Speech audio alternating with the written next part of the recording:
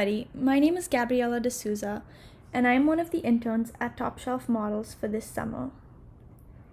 So today we will be discussing the differences between center cross selection and merge cell functions in Excel and how they are used in financial models. To get started, I'll first explain what the merge cell function is. So with the merge cell function, we physically merge cells, and then the text gets centered across the multiple columns that we selected, creating a header or a title. And so in order for this to happen, it destroys all the other cells and just creates one large cell. So I'm going to use this Top Shelf Models hotel acquisition template to demonstrate how it can be done.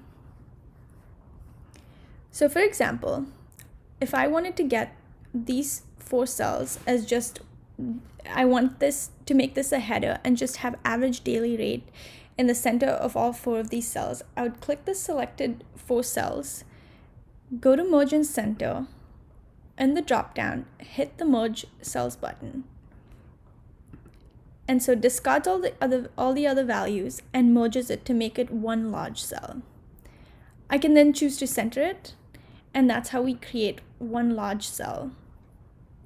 So if you notice, all 4 of these separate cells have been destroyed and it's just created one large cell. So in a financial model, we always want to avoid this because it changes the Excel structure.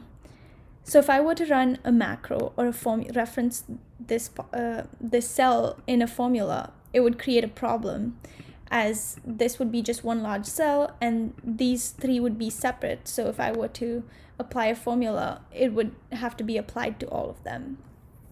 So instead, we use the center cross selection, which gives us the same looking result, but we still have all 4 cells separately, but it looks exactly like that. So in order to get the center cross selection, we would have to select the cells that we want to apply that to. On a Mac, it's a little different, so I just right click on these, go to Format Cells. Under the Alignment tab, I hit Center Cross Selection, and I hit OK. So if you notice, it just centered all of these values to the middle, but it retained all 3 as separate ones, like this one.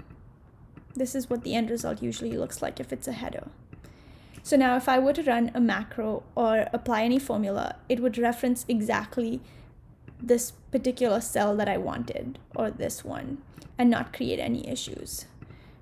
So in conclusion, we always want to use the center cross selection, as it gives us the same end result as the merge cell function, but it doesn't have any downsides to it, especially when building a financial model.